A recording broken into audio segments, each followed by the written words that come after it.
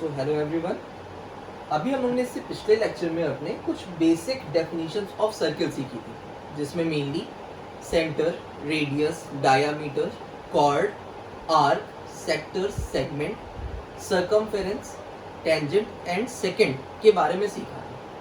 अब वो तो थ्योरी थी। मैथ्स में मेनली हम लोग को इसके न्यूमेरिकल टैकल करने होते हैं, तो उसके लिए मैं आपको कुछ बेसिक फॉर्मूला नोट करवाऊंगा जिस पे हम लोग आगे क्वेश्चन भी करेंगे। जैसे एरिया ऑफ सर्किल का फॉर्मूला होता है पाई आर स्क्वायर, या ये फॉर्मूला यदि मैं डी के टर्म में लिखूं, डायमीटर के टर्म में लिखूं, तो ये फॉर्मूला होता है पाई बाई 4 डी स्क्वायर। यहाँ पे आर क्या है, मुझे पता है कि यहाँ पे आर क्या है, आर है रेडियस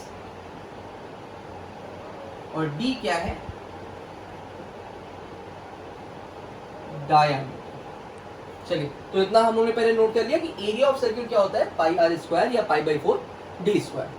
अब एरिया ऑफ सेमी सर्किल, देखिए सेमी सर्किल हम लोगों ने ड्रॉ किया है। सेमी सर्किल का मतलब होता है अर्धवृत्त। जब हम लोग किसी भी सर्किल को दो बराबर बराबर पार्ट में बांट दें और उसके केवल एक पार्ट को कंसीडर करें, तो उस सेगमेंट को या उस सेक्टर को हम लोग सेमी सर्किल कहते हैं। तो यहाँ पे एरिया ऑफ सर्किल क्या होगा, सीधी सी बात है, ये जो हमारे पास एरिया गिवन है इसका हम लोग जस्ट हाफ कर दें, पाई बाई 2 आर स्क्वायर, या इसी को यदि हम लोग डी के टर्म में लिखना चाहें तो pi by 8 D square.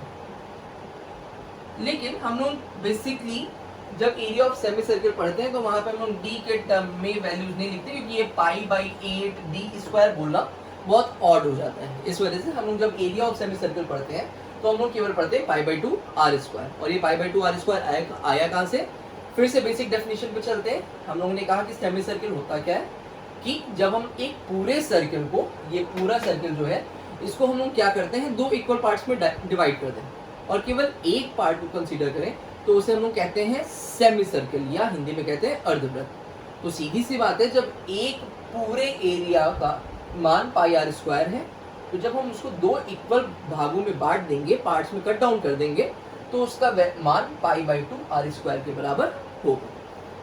Third point पे आते हैं हम लोग, एरिया ऑफ सेक्टर। अच्छा देखिए, हम लोगों ने क्या किया, हम लोगों ने सर्किल ले लिया, हम लोगों ने सेमी सर्किल ले लिया, अब हम लोग एक सेक्टर लेंगे। सेक्टर का मतलब क्या है, ये हम लोगों ने बेसिक डेफिनेशन में पढ़ा था, एक बार फिर से रिकॉल कराई दे रहा हूँ आपको, कि जैसे ये देखिए मेरे पास एक सर्किल है, डन। अब सर्किल में मैंने क्या किया, ये दो पॉइंट थे मेरे पास सर्किल पर, जिसको मैंने नाम दे दिया P और Q, ये मेरा सेंटर था, और ये दोनों पॉइंट सर्किल पे एक थीटा डिग्री बनाते हैं। तो मैं क्या जानना चाह रहा हूँ, ये जो दो पॉइंट सर्किल पर एक सेक्टर बना रहे हैं, इसका एरिया क्या होगा। मैं आपको अभी इसका फॉर्मूला नोट करवा रहा हूँ, लेकिन जैसे ही अभी हम आगे बढ़ेंगे, फॉर्मूला नोट करने के बाद मैं इसका डेरिवेशन भी आपको करके दिखाऊंगा। चलिए नोट करते हैं, एरिया ऑफ सेक्टर क्या होगा, ये होगा theta upon 360 into pi r square. ये थीटा क्या है, थीटा वो कोण है जो ये दो बिंदु केंद्र पर बनाएंगे। मैंने क्या कहा आपसे, यहाँ पे थीटा क्या है, थीटा वो कोण है जो दोनों बिंदु केंद्र पर बना रहे हैं।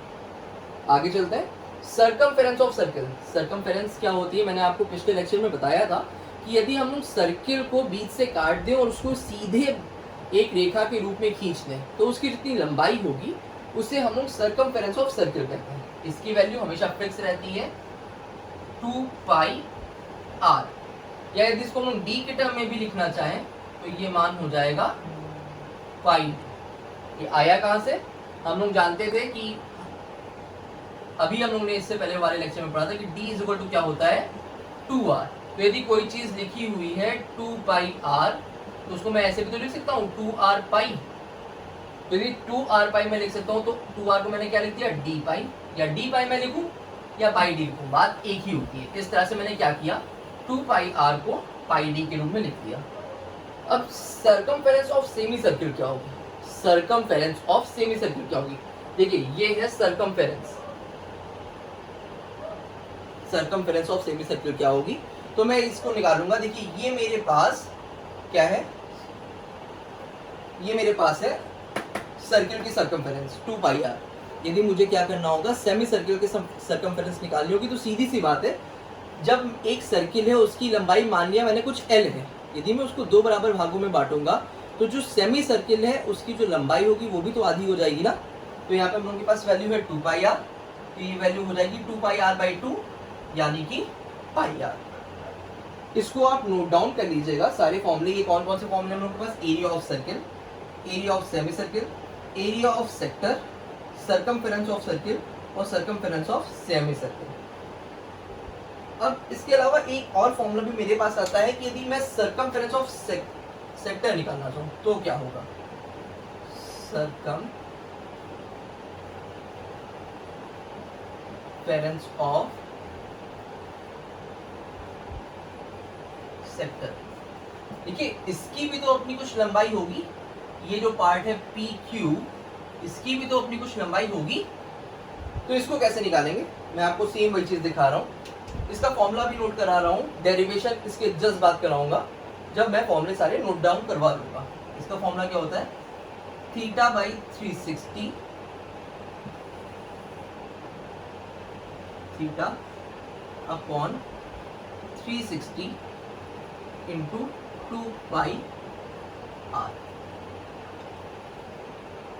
ये हम लोग के पास बेसिक 6 फॉर्मूले हैं जिससे सर्किल का सब कुछ कवर हो जाएगा। देखिए किसी भी शेप की मेनली 2 ही चीज होती हैं, एक होता है एरिया और दूसरी होती है सर्कमफेरेंस। या हिंदी में बोलूं तो एक होती है उसका परिधि जिसको हम लोग सर्कमफेरेंस बोलते हैं, और दूसरी होती है क्या, उसका क्षेत्रफल या एरिया।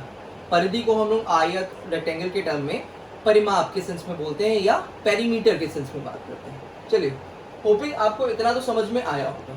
अब मुझे क्या करना है, ये फॉर्मूला जो हम लोगों ने लिखा हुआ है सेक्टर के लिए,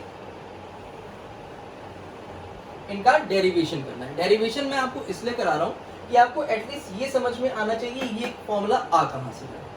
सो इसका डेरिवेशन हम लोग शुरू करते हैं। अभी तक हम लोगों ने सारे जो 6 बेसिक फॉर्मूले थे उनको नोट कर लिया, लेकिन वहां पे एक फॉर्मूला आया था area of sector and circumference of sector. उसका फॉर्मूला हम लोगों ने डेराइव किया था बेसिक फॉर्मूले से। मैं आपको वही करके दिखाता हूँ। जैसे मैं आपसे कह रहा हूँ यदि मेरे पास कोई कंप्लीट एरिया है, मैं आपसे कह रहा हूँ मेरे पास यदि कोई कंप्लीट एरिया है, डन, उसका एरिया कितना था, पाई आर स्क्वायर। और ये जो होल एरिया होता है, ये होल सर्किल होता है, ये कितने डिग्री बनाता है कोण, कोई भी पूर्ण वृत्त अपने केंद्र पर 360 डिग्री का मान बनाता है। तो मतलब ये जो होल एरिया है ये कितने डिग्री के लिए है, 360 डिग्री के लिए, जब एरिया का मान पाई आर स्क्वायर है। तो आप ये तो निकाल ही सकते हैं ना कि 1 डिग्री के लिए एरिया का मान क्या होगा, पाई आर स्क्वायर बटा 360। इसको बिल्कुल वैसे ही समझिए कि सपोज करिए आप कोई बॉल लेने गए शॉप पे और आपको ये पता है कि आपने 10 बॉल खरीदनी है और 10 बॉल का रेट 100 रुपये है। तो कोई आपसे कहे कि आपका एक बॉल का रेट कितना होगा, तो आप क्या करेंगे, जो आपके पास टोटल अमाउंट था 10 बॉल का 100 रुपीज़ और आपके पास नंबर ऑफ बॉल्स कितनी थी 10, आप 100 को 10 से डिवाइड करेंगे तो आपके पास एक बॉल का रेट आ जाएगा। सिमिलरली जब मेरे पास 360 डिग्री, मुझे पता है कि ये जो सर्किल है ये सर्किल सेंटर पे 360 डिग्री का कोण बनाता है, हमेशा बनाता है। तो जब 360 डिग्री के लिए एरिया पाई आर स्क्वायर है, मतलब 360 डिग्री के लिए एरिया पाई आर स्क्वायर है, तो 1 डिग्री के लिए एरिया कितना होगा, पाई आर स्क्वायर डिवाइड बाई 360। अब यहाँ पे थीटा कितना है, मतलब मुझे किस एंगल के लिए एरिया निकालना है, तो वो थीटा के लिए निकालना है। तो मैं क्या करूँगा, मैं बताऊँगा कि थीटा के लिए क्या होगा। मैं क्या करूँगा, सिंपली दोनों तरफ क्या करूँ, थीटा से मल्टीप्लाई कर दूँ, theta into pi r square divided by 360। या इसको मैं कैसे लिख सकता हूँ, थीटा के लिए जो एरिया होगा मेरा वो क्या होगा, थीटा डिवाइडेड बाई 360 और पाई आर स्क्वायर। देखिए यहाँ पे उन्होंने किया क्या है, समझने की कोशिश करिएगा। मैं आपको एग्जाम्पल के थ्रू समझा रहा हूँ कि जब मुझे पता है कि मुझे 10 बॉल लेनी है, ये नंबर ऑफ बॉल्स है, 10 बॉल लेनी है, उसका रेट कितना है 1000 रुपये। तो मैंने एक बॉल का रेट निकाल लिया कितना 1000/10। अब मुझे 4 बॉल लेनी है तो मैं क्या करूँगा, जो एक बॉल का रेट आया है उसको मैं क्या करूँ, नंबर ऑफ बॉल से मल्टीप्लाई कर दूँ। उसी तरह देखिए, जब 360 डिग्री के लिए एरिया पाई आर स्क्वायर है तो मैंने 1 डिग्री के लिए सिंपल एरिया निकाल लिया पाई आर स्क्वायर बाई 60।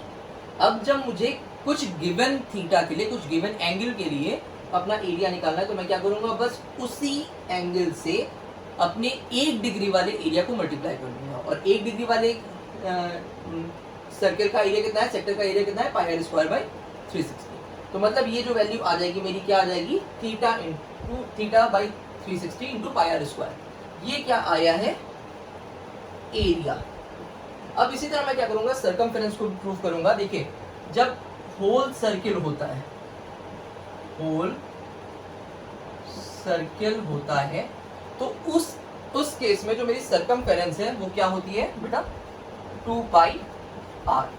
मुझे पता है होल सर्किल क्या होता है, 360 डिग्री को रिप्रेजेंट करता है। उस केस में मेरा सर्कमफेरेंस 2 पाई आर है भाई, सीधी सी बात है। मैं क्या करूंगा, वही पुरानी चीज, 1 डिग्री के लिए सर्कमफेरेंस का मान निकाल लूंगा, 2 पाई आर डिवाइडेड बाई 360। अब यहाँ पे मुझे कितने डिग्री एंगल के लिए निकालना है सर्कमफेरेंस, थीटा डिग्री के लिए। तो मैं क्या करूंगा, दोनों तरफ थीटा से मल्टीप्लाई कर दूंगा। जो वैल्यू आएगी वो क्या आएगी, theta upon 360 into 2 pi r. यही हम लोग ने अभी फॉर्मूला नोट डाउन किया था कि यदि एरिया ऑफ सेक्टर क्या होना चाहिए, theta upon 360 into pi r square. Similarly circumference क्या होना चाहिए, theta upon 360 into 2 pi r. यहाँ पे पाई की वैल्यू क्या होती है, हमेशा याद रखिएगा, 1 पाई में 180 डिग्री होता है। 1 पाई में 180 डिग्री होता है। होपिंग आपको ये वीडियो समझ में आई होगी, ये कॉन्सेप्ट समझ में आया होगा और आपके आगे के लेक्चर्स के लिए ये टॉपिक बहुत ही हेल्पफुल रहेगा। नेक्स्ट लेक्चर में हम लोग इसी कॉन्सेप्ट पर, इसी फॉर्मूला पर न्यूमेरिकल करेंगे। तब तक के लिए thank you so much. Please इस वीडियो को सब्सक्राइब ज़रूर कीजिए और अपने दोस्तों से भी शेयर कीजिए। Thanks a lot.